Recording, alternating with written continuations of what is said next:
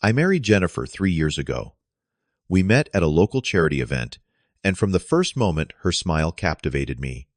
Her daughter Megan was 12. Then, bright-eyed funny, always tagging along with her mom. I thought we built something special together. But last night, during a heated argument about her coming home late, Megan screamed, "Why don't you just disappear?" Before I could recover from the shock, Jennifer added, "We'd be better off without you." The words still ring in my ears. I would love to know where you're watching from today.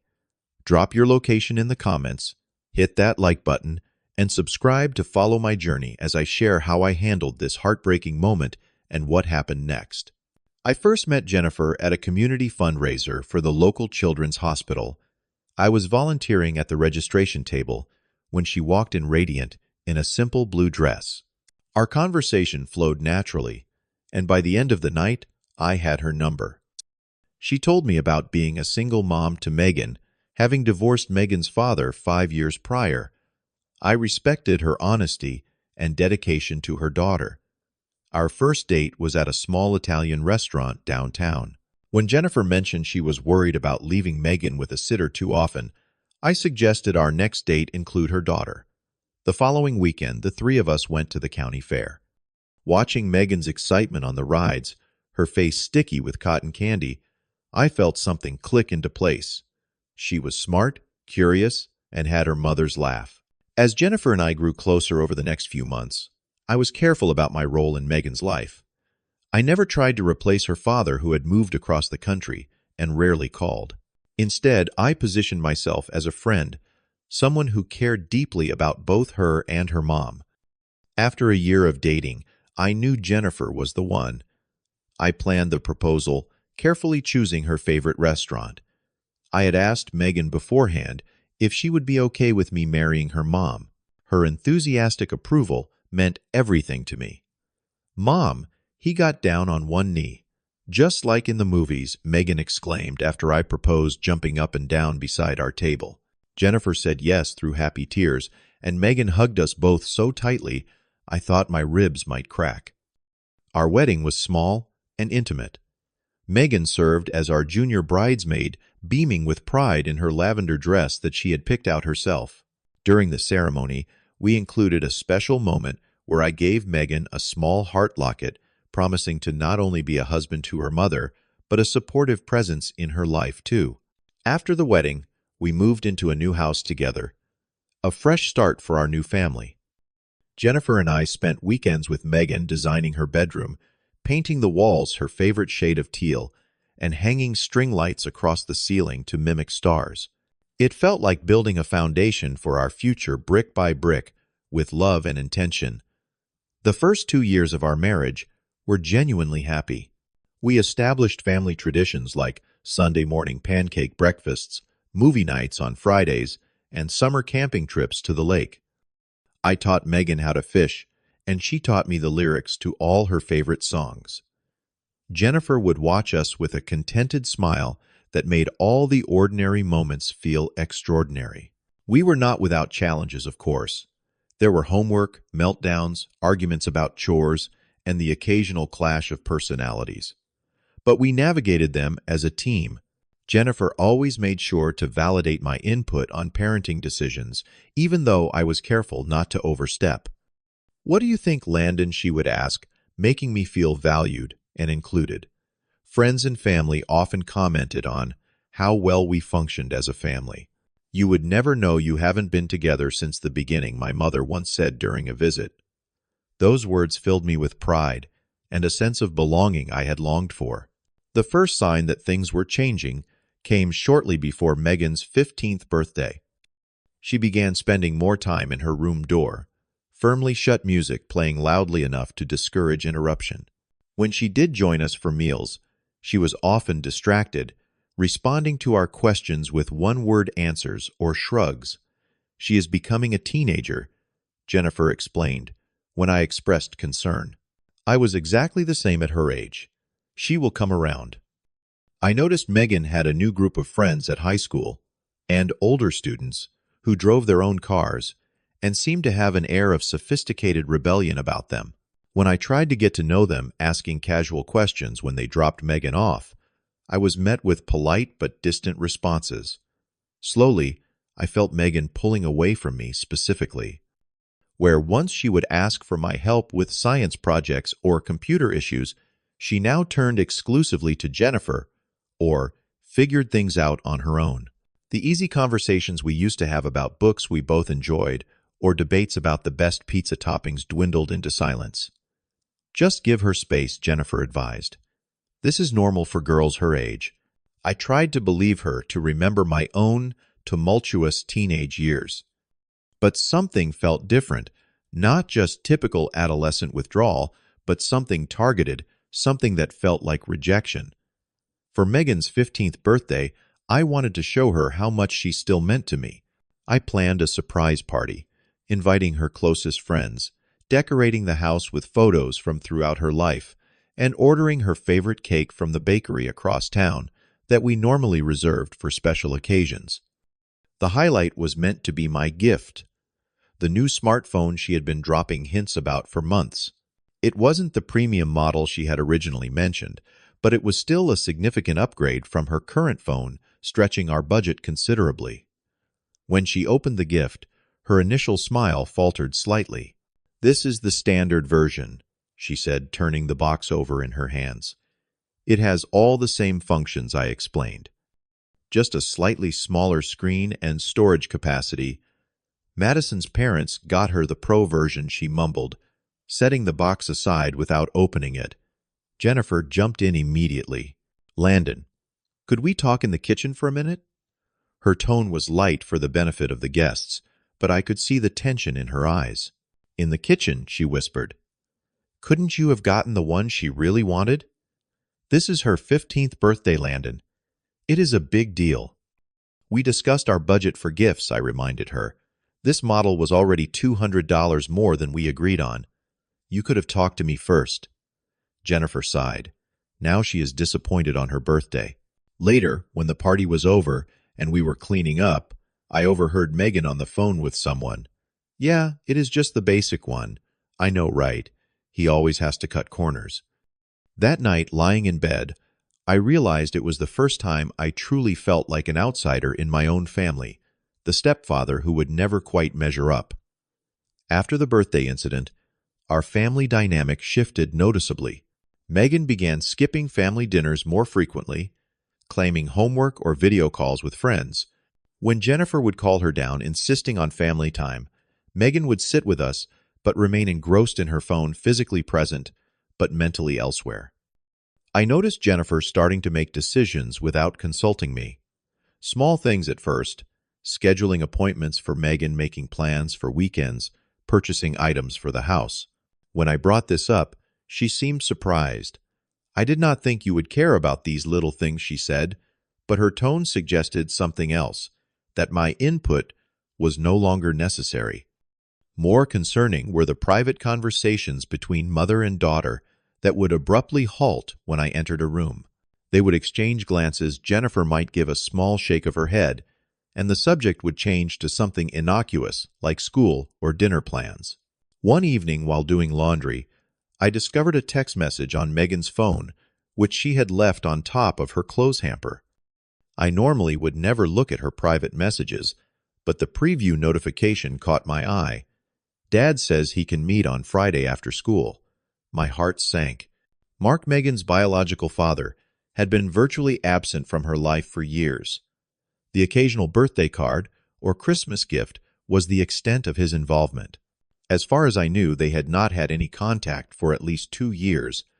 I mentioned the message to Jennifer that night after Megan went to bed. "Yes, Mark has been in touch," she admitted, avoiding my eyes. "He reached out a few weeks ago saying he wants to reconnect with Megan. And you did not think to discuss this with me?" I asked, hurt evident in my voice. "I knew you would overreact," Jennifer sighed. "He is her father, Landon. She has a right to know him. The father who left when she was 7 and barely kept in touch, the one who repeatedly disappointed her by missing visits and forgetting birthdays. That father, people change," she said firmly. "And regardless, it is not your decision to make." That conversation marked the beginning of a growing distance between Jennifer and me. I tried multiple times to bridge the gap. I suggested family counseling, thinking a neutral third party might help us navigate these complicated dynamics. Jennifer dismissed the idea, saying we did not need strangers interfering in our private business.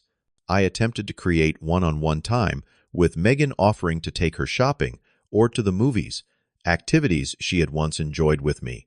She declined with various excuses, each rejection another small fracture in our relationship. When I tried talking openly with Jennifer about my concerns, she accused me of being too sensitive and making everything about you. The woman who had once valued my thoughts and feelings now seemed to find them burdensome. As the weeks passed, I felt increasingly alone in my own home. I would come back from work to find Jennifer and Megan already having dinner without me, or discover they had gone shopping together without even leaving a note. The spaces where our lives had once intertwined seamlessly now felt like parallel tracks never quite connecting. Meanwhile, Mark's presence in Megan's life grew stronger. Jennifer began allowing him to pick Megan up from school occasionally. Megan would return from these outings, animated and excited, talking about the places he had taken her and the things he had bought her. When I expressed concern about Mark's sudden interest after years of absence, Jennifer became defensive. "He is trying to make amends," she insisted. "Why can you not be supportive instead of jealous?" "I am not jealous." I tried to explain. "I am worried." His track record is not exactly stellar. What if he disappoints her again? Then we will deal with it, Jennifer said firmly. But she deserves this chance to know her real father. The phrase, real father, stung more than Jennifer could possibly know. After 3 years of school events, doctor's appointments, homework, help, and midnight comfort during nightmares, I had hoped to be more than just the man who married her mother. But in Jennifer's eyes, it seemed my role would always be secondary to the biological connection Megan shared with Mark, regardless of his past failures. The night everything fell apart started like many others. Megan had asked permission to go to a friend's house to study, promising to be home by 10 o'clock. Jennifer and I agreed with the condition that she would call if plans changed. 10 o'clock came and went with no sign of Megan. By 11, Jennifer had called her phone multiple times with no answer. Text messages went unread. Calls to her friend's house revealed Megan had left there hours ago, claiming her mother was picking her up. By midnight, our worry had escalated to panic. We drove around the neighborhood, checked the local coffee shop, where teenagers often gathered, and called every friend of Megan's whose number we had. Finally, at nearly 1 in the morning, a text came through from a number I did not recognize. "Megan is with me." "She is fine." It was signed Mark. Jennifer called him immediately. His explanation was vague, something about running into Megan and her friends at a restaurant and losing track of time. When pressed for details, he admitted they were at a bar on the edge of town, a place known for its lax ID checking. We drove there immediately, finding Megan sitting in a booth with Mark and a group of people who looked college-aged. She was clearly intoxicated, laughing too loudly, and leaning on a boy I had never seen before. "What were you thinking?" I asked Mark as we approached the table. "She is 15 years old." Mark shrugged, his casual demeanor infuriating. "Kids need to blow off steam sometimes." I was keeping an eye on her. Megan stumbled as she stood, her eyes unfocused. "Why are you here?" "You are ruining everything." The drive home was tense. Megan alternated between sullen silence and angry muttering. Jennifer repeatedly tried to call Mark, who had conveniently disappeared as soon as we arrived to pick up Megan. At home, the situation escalated quickly. Once inside, I could no longer contain my concern and disappointment. "Megan, you lied to us about where you were going.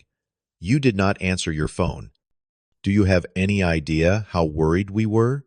"Stop acting like you care," she slurred, dropping onto the couch. "You are not my father." "No, but I am someone who loves you and wants you to be safe," I replied, trying to keep my voice calm despite my racing heart. "If you loved me, you would stop trying to control everything," she shot back. "Mark lets me have fun. He understands me." "Mark left you when you were 7 years old," I reminded her. He has been absent most of your life. Now he shows up, and suddenly he is Father of the Year because he takes you to inappropriate places and lets you drink underage. At least he wants me around. Megan shouted, standing up so quickly she swayed slightly. You just want everything perfect. Your perfect little house, your perfect little family. Well, I am not perfect, and I am not your daughter. I never expected perfection, Megan. Just honesty and respect. Respect, she laughed bitterly. Why should I respect you? You are nothing to me. Why don't you just disappear? Nobody wants you here. The words hit me like a physical blow. I looked to Jennifer, expecting her to intervene, to remind Megan that this was our home, our family. Instead, Jennifer moved to stand beside her daughter, placing an arm around her shoulders. Maybe you should go stay at a hotel tonight, Landon. Give everyone a chance to cool down. I stared at them in disbelief. A hotel. This is my home too. Is it really? Jennifer asked, her voice cold, in a way I had never heard before. Because lately, it seems like you are just looking for problems. Maybe Megan is right. Maybe we would be better off without you constantly judging us. And Mark, I had no words. The two people I loved most in the world stood united against me, looking at me like I was an intruder in their lives. Without another word, I turned and walked upstairs to our bedroom. That night, I did not sleep. I lay awake, replaying years of memories, trying to pinpoint where things had gone wrong. Had I been too strict? Not strict enough. Had I been fooling myself all along about my place in their lives? I remembered a conversation with my best friend Jack months earlier. We had been catching up over beers when I mentioned some of the changes at home. Just remember, Man Jack had said, you cannot be the only one fighting for your place in that family. They have to want you there too. At the time, I had brushed off his concern. Now his words echoed in my mind with painful clarity. By morning, I had made a decision. I waited until Jennifer left for work and Megan for school. Then I wrote a brief note, I need some time to think. I will contact you soon. I packed enough clothes for a week, my laptop, and some toiletries. Within 30 minutes, I was checked into a hotel across town. For 3 days, I maintained complete silence. I turned off notifications from Jennifer and Megan, focusing instead on processing my thoughts and emotions. I called my boss, explained I was dealing with a family emergency, and took some personal days. On the second day, I met with a therapist who specialized in blended family dynamics. Dr. Patterson listened patiently as I poured out the whole story. What strikes me, she said when I finished, is how quickly you were moved from family member to outsider. That suggests this dynamic has been developing for some time, possibly unconsciously. So what do I do now? I asked. That depends on what you want, she replied. But whatever you decide, remember that healthy relationships require mutual respect and clear boundaries. You deserve both. Those words, boundaries and respect, became my mantra over the next few days. I spent hours walking in the park near my hotel, thinking about what I truly needed from my marriage and family life. I read books about blended families and step-parenting, recognizing patterns I had missed before. I started journaling, something I had never done, pouring out my frustrations, hopes, and fears onto the pages. I hit the hotel gym, working through my anger with each rep and mile on the treadmill. Through this process, something shifted inside me. The desperate need for Jennifer and Megan's approval began to loosen its grip. I started to recognize my own worth, independent of my role as husband and stepfather. I had been a good man trying his best. If that was not enough for them, perhaps it was time to reconsider everything. On the morning of the 4th day, I woke to my phone buzzing incessantly. When I finally checked it, I found 13 missed calls, 8 from Jennifer, 3 from Megan, and 2 from a number I did not recognize. There were multiple text messages as well. From Jennifer, please come home. We need to talk. I am so sorry. From Megan, Landon, please call back. I did not mean what I said. Please come home. The unknown number had left a voicemail identifying herself as Miss Torres, Megan's school counselor, asking me to call regarding a situation with Megan. My heart raced as I listened to these messages.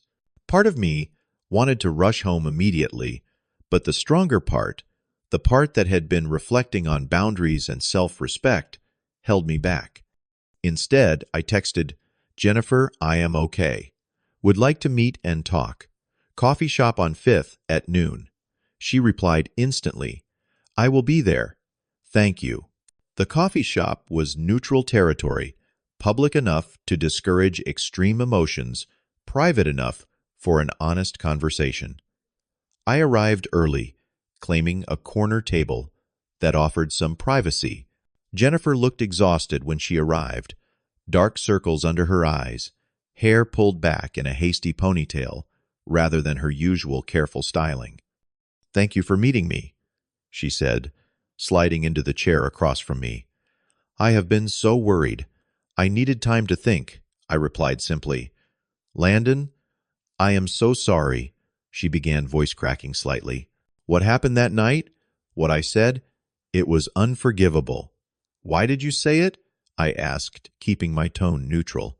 She looked down at her untouched coffee. "I was scared." Mark had been filling Megan's head with all these promises. He told her he had changed, that he wanted to be part of her life now. She was so excited to have her dad back that she started pushing against all our rules. "And you chose to side with them instead of standing with me," I noted. "I thought if I pushed too hard against Mark, she would pull away completely. I was trying to navigate between them, and you became the casualty of that." She looked up, tears in her eyes. "It was wrong, and I know that now." "What changed?" I asked. Jennifer took a deep breath. "The day after you left, Mark showed his true colors. He convinced Megan to withdraw $300 from the account we set up for her college fund. When she asked why he needed the money, he got angry, told her she owed him after all the child support he claimed he paid over the years. I felt a surge of anger. He barely paid any child support. You worked 2 jobs to make ends meet before we met." Exactly.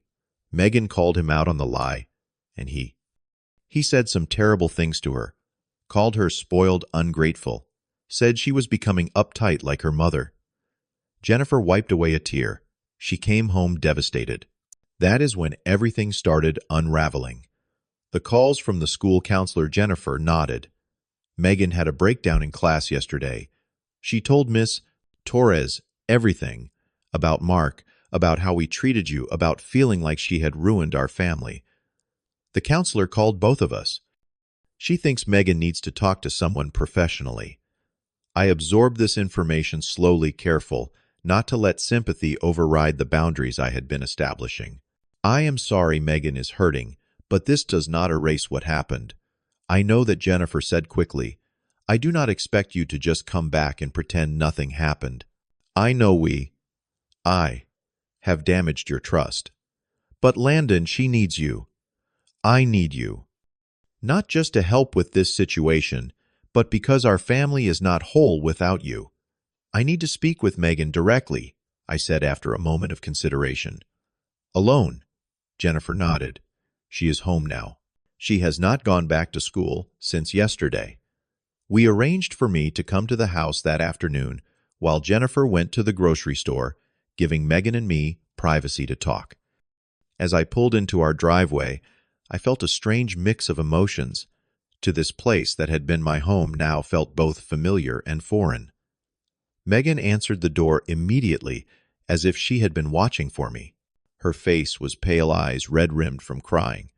She stood awkwardly in the doorway for a moment before throwing her arms around me in a fierce hug. "I am so sorry," she sobbed against my shoulder. "I did not mean it. I swear I did not mean any of it."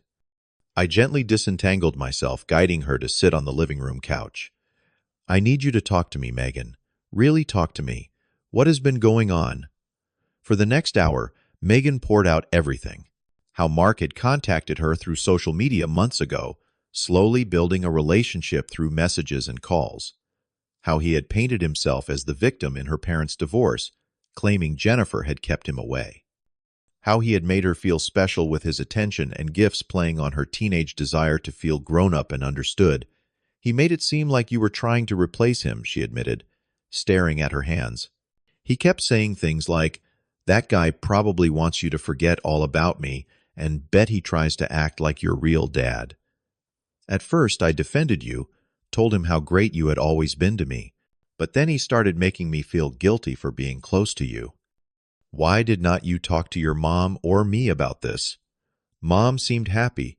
I was reconnecting with him, and I was worried if I told you what he was saying, you would make me stop talking to him completely. She looked up, eyes filling with fresh tears. But you were right about him all along. He does not care about me. He just wanted to use me. People like Mark are good at manipulation, I said gently. They know exactly what to say to get what they want. I said such horrible things to you, Megan whispered. After everything you have done for me, you are the one who has always been there, not him. You are more my dad than he ever was. The words touched me deeply, but I knew better than to let emotion override the important conversation we needed to have. Megan, I care about you very much. That has not changed. But what happened hurt me deeply, and it showed me that we need to make some changes in how our family works. Are you coming home? She asked, vulnerability plain on her face.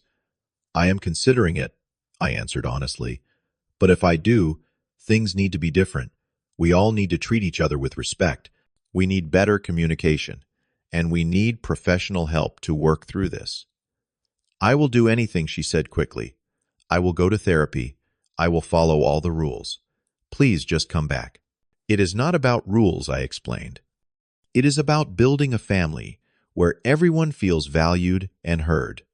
That takes work from all of us, not just you. When Jennifer returned, the three of us sat down together. I laid out my conditions for returning home: family therapy, individual therapy for Megan, open and honest communication, and a clear understanding that major decisions affecting our family would be made together. And one more thing, I added. I need both of you to understand that I am not here on approval.